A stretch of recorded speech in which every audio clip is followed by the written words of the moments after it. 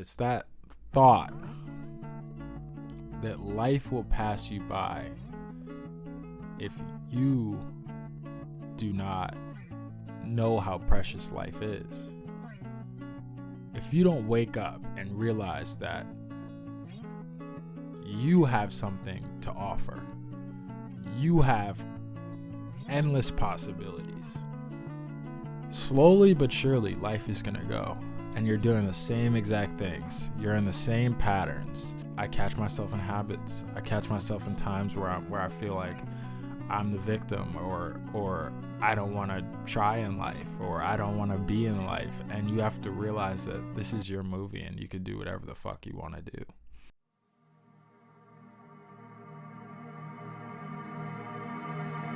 Welcome to the In Between the Lines podcast, where we walk and talk in our truth and try to find out who we truly are. I'm your host, Kyle Johnson, and today I'm going to be telling a little bit of my story on how I got sober at 19 years old and some of the things that opened up my eyes and made me realize that I was living a life that I didn't want to be living, and I was being a person that I didn't want to be. I hope you enjoy. I hope you could somewhat get something out of this, and yeah, let's hop right into it.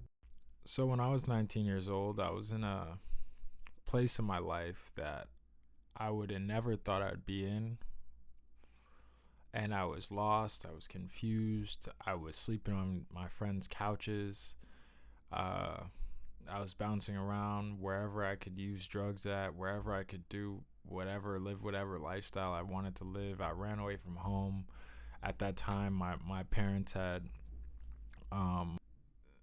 called the cops on me and tried to get me sent to the psych ward. I was in the psych ward for a couple hours, and I was figured out a way to check myself out or whatever it was. But after that, I couldn't forgive them. I was just mad, but they were rightfully right. I was acting irrational. I was acting crazy. I was mad because I couldn't get drugs. They took away my money or took away my phone or something, and I wanted to fight to get my money. I just started acting crazy, and they weren't wrong for doing what they did, and I love my parents. I'm happy that they did that, and that spiraled to me running away from home. And then I was first living at my drug dealer's house, then I was living at this kid's house, and me and this kid traveled and and did just dumb shit for 2 months, and time flew by, and I was just bro, what the where has time went? I remember 2 months passed by, and I had been doing Xanax and drinking every day and doing drugs every day, smoking weed all day long and doing anything possible to obtain drugs, scam, do, steal, whatever I had to do, I was doing it. And that's so sad to say out loud, but it's just true. And before this time, right, I'd been obviously getting caught by my parents doing drugs when I was 18, and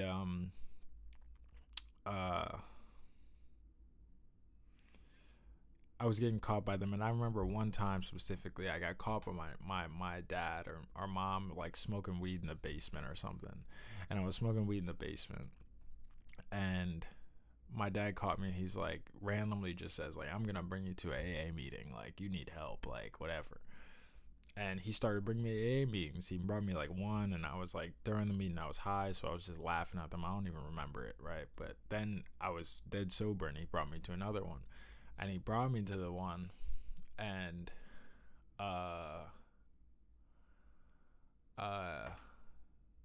in the meeting, it was in the hood. It was in the most treacherous part of New Jersey, North New Jersey. And he brought me to the meeting, and it was a whole bunch of people that looked like drug dealers and trappers and stuff they were just all older, though. They looked like they were maybe pimps on the low, and he brought me there, and they were saying a story that I just could not relate to. They were saying a life that I just could not relate to. They were saying things that I could not understand at all from my perspective. They were saying they went to jail. They were saying that they were homeless. They were saying that they had did certain things for drugs that I just never had been in the place to do. And then fast forwarding to the time that I was at 18, 19, at 19 years old, that like when I was stealing and everything, um, that's where I was. And it was like a shocker to be like, dang, I'm kind of doing everything that they said. And my one thing that I was saying was, I'm nothing like them. I'm nothing like them, because obviously I've never stolen for drugs, even though I'd steal from my parents to do drugs all the time. Like it was like normal, and that wasn't something that was new. I'd steal from my mom, steal from my dad, like money to just get candy when I was like 12 years old. So this is like not crazy, but I was jumping from friend's house to friend's house, whatever. And I was at this friend's house, and we used to do a lot of like mischievous bad things. And his parents lived in the house, and his dad knew like pretty much everything that we were doing, because he knew his son was doing bad things. And I was living at their house, and the dad didn't know I was living at their house. So like one day I like came downstairs like to brush my teeth or something, and then the dad saw me, and he's just like, why did I just see a grown man walk out of my bathroom and like act like he lives here? And I was like, oh, like he said I could stay the night or like something like that, whatever. So then he sits me down, and he like knows my parents.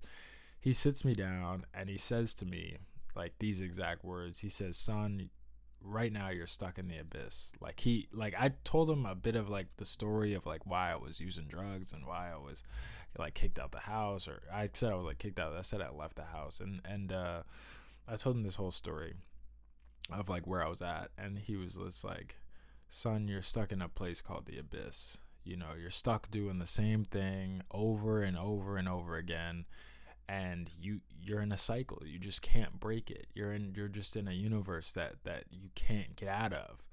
And he said, life passes by fast, man.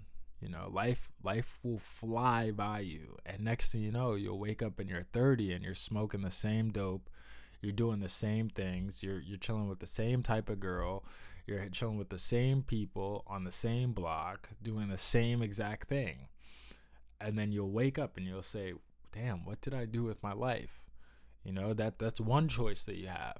But today you have a whole nother choice. You have a whole nother choice of the life that you could live. You could choose to live that life and be stuck living this life, and be stuck addicted to drugs, and be stuck stealing and robbing and being a scumbag and being a bad person.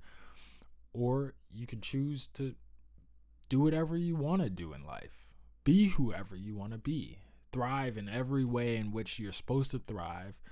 Find out who you're supposed to be, and go and see what's out there for you, and see what God has in store for you. See who you're made to be.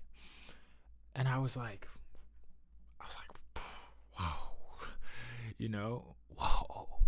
You could really just go find out who you're destined to be, who you're supposed to be, not this person that you're running from being. And the whole real truth of it all was that I was running from myself. I was running from who I was. I was running from the things I didn't like about myself, the person that I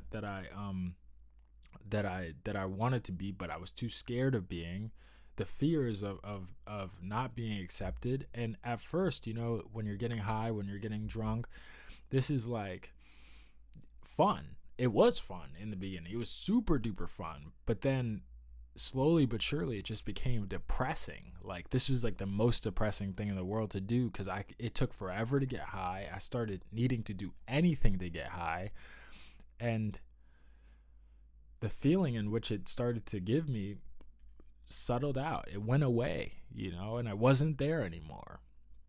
And slowly but surely I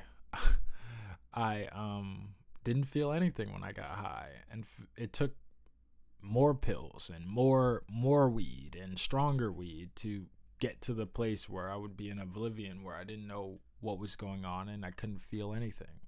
I was trying to numb away the world. And he was just telling me like who you are, who you want to be is on the other side of this. You're a smart kid. You can do anything you want in the world. Anything you imagine to be, anything you want, you can have. And it was a shocker, and I broke down in tears in front of the man, and he was like, politely, I need you to get the fuck out of my house. That's one. So I did, right? And he was like, I hope you're on the right path, but I know you got to do what you got to do. And he knew what I had to do. I had to go sell the drugs that I had stole from like somebody. And I was just like, I couldn't stop, I was just like, um, he said, go do what you have to do, but I know God has you. And I go and I do what I have to do. But that always stuck with me. And he said like one more other thing. He said like, you're on a highway to hell. Like, you're going to die. You're going to die doing this. You're going to like, there's nothing that this ends up in other than jail or death. Like, that's where you're going. This is the path, the first path I told you about. It's not going anywhere but jails or death. So he left me with that. And I was like, it really sat in my head, like strongly sat in my head. And I was just like, dang, that's wild. Like, and I went on to go sell drugs somewhere. And then a couple things happened, and I found myself again at step 0 for the most part. Like, I had zeroed out again. I got robbed. I got everything taken from me, which was an occurrence that happened so many different times over these like couple months where I was out doing whatever I was doing. And there's a couple things I'm obviously leaving out of the story, but I got to that ground zero again where it was, I had a choice. I had a choice if I would give up and I would go home and I would try to change my life and I would try to get sober, because I knew my parents would accept me if I tried to get sober, if I wanted something for myself, because at this point my parents gave up. It's like he has to want this for himself. He has to want to change. He has to want to be sober and change his life. Like, when somebody's addicted to something, there's nothing you can almost do. It's just like, you have to let it play out. And luckily my dad was an alcoholic and an addict and brought me to those AA meetings and planted that seed, and it's the seeds get planted, and everything happens the way it's supposed to happen. And my life is a complete testament to that. But after that, I kind of had that in my mind of what he was saying, of how short kind of life is, and how life will fly by you if you don't take it for granted, and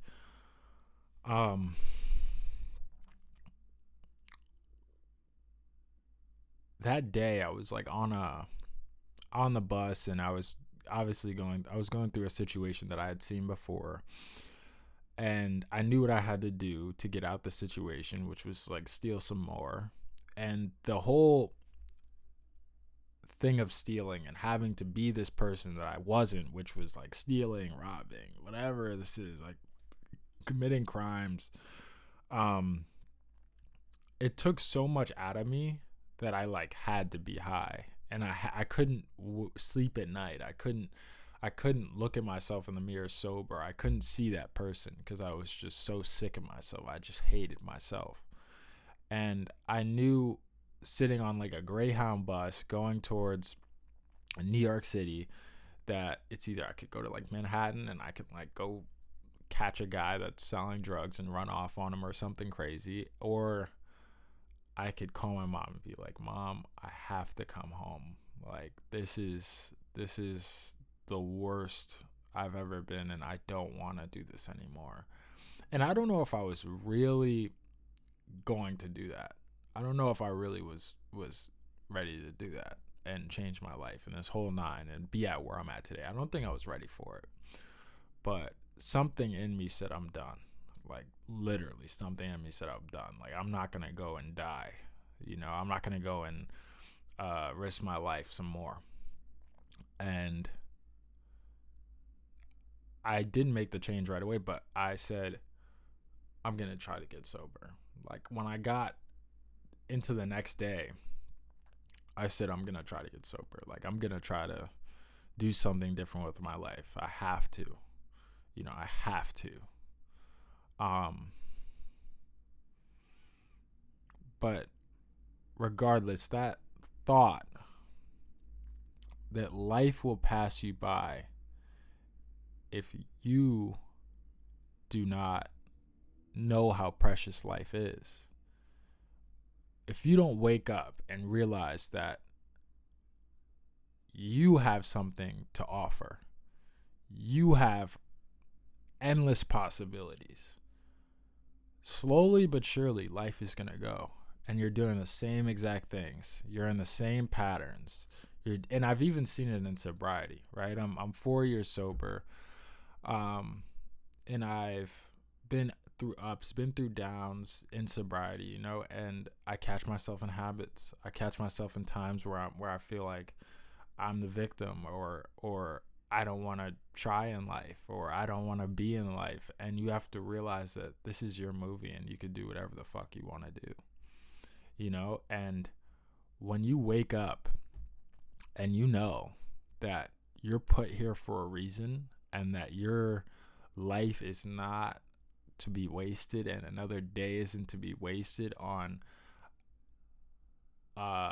another day of running away from yourself, something in you almost breaks. And you realize that everything that you've been through, every person that you've tried, is a person that you don't need to be.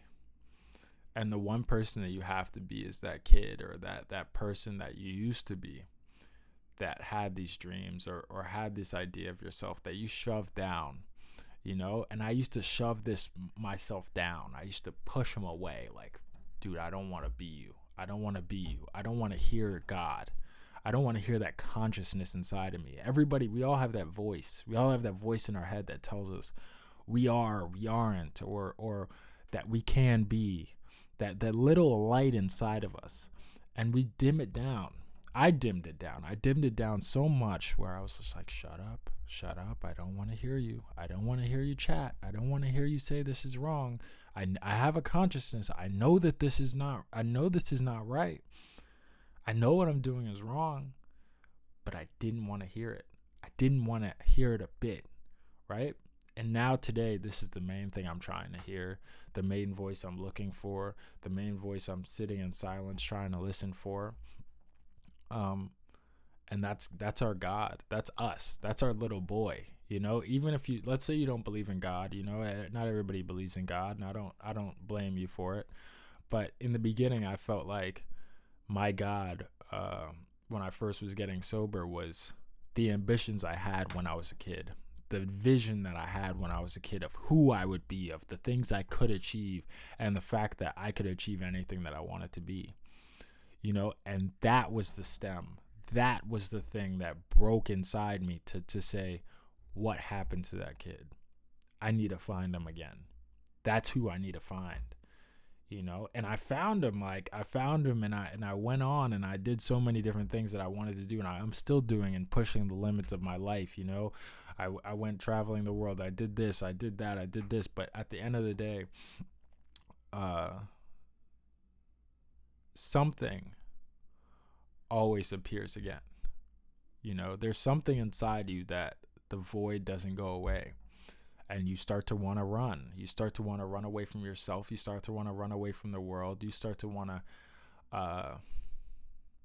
have a life that's cheap, that's comforting, that the pain just sits there and is cast away just a little bit, you know. And on the other side of that pain is your truth of that kid, again, that you're sometimes hiding from, and sometimes that you fear of being. I think that the biggest thing that we fear in life is who we are. I truly think that. I think that the biggest fear of myself is finding out who I was destined to be. Stepping in front of this camera for the first time, setting up this mic, setting up the audio, and having to sit here and be confirmed with the truth. When I first sat here a minute ago, I had anxiety. Why am I doing this? So why am I trying in life? But if you don't try now, and if you don't realize that your life is shorter than you can imagine, if you don't realize that every day that you have cannot be taken for granted,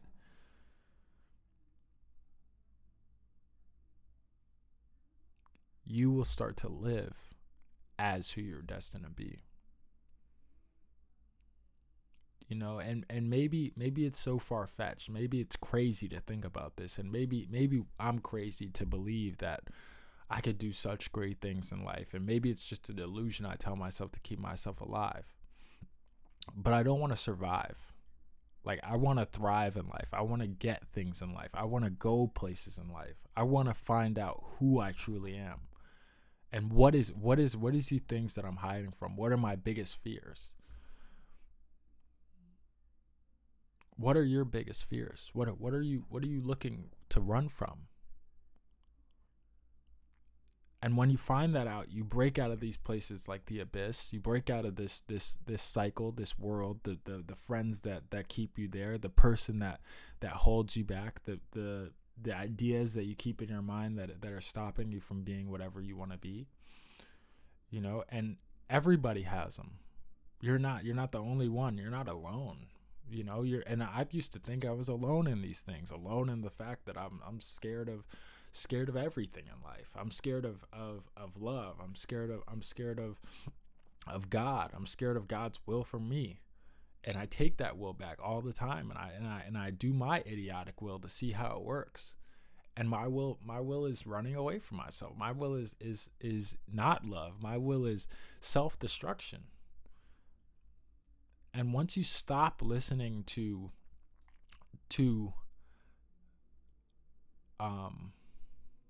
your fears, and you see your deepest essence, that's when the world opens up and your mind opens up, and you break free out of that abyss, and you break free out of your sense of wanting to control and sedate. I thought I could solve my problem. I think I can solve my problems. I think that God might be nothing. I think maybe if I just hear that silence for a little bit, I'll be okay. And I just wanted silence for just a second, an hour, another hour. That's what I was searching for that escape. But I tell you today, if you don't escape, the other side and the peace on the other side is greater than any peace you could ever imagine. And I'm still searching for that peace, but I've had a glimpse of it. I've had a glimpse of a life that I love. I've had a glimpse of a person that I can be. I've seen that I have more than I ever imagined that I could be. I've seen that fear is the main thing in which the devil plays his tricks. Let me read something. This is a quote that I love, that I don't read it all the time, but I definitely should.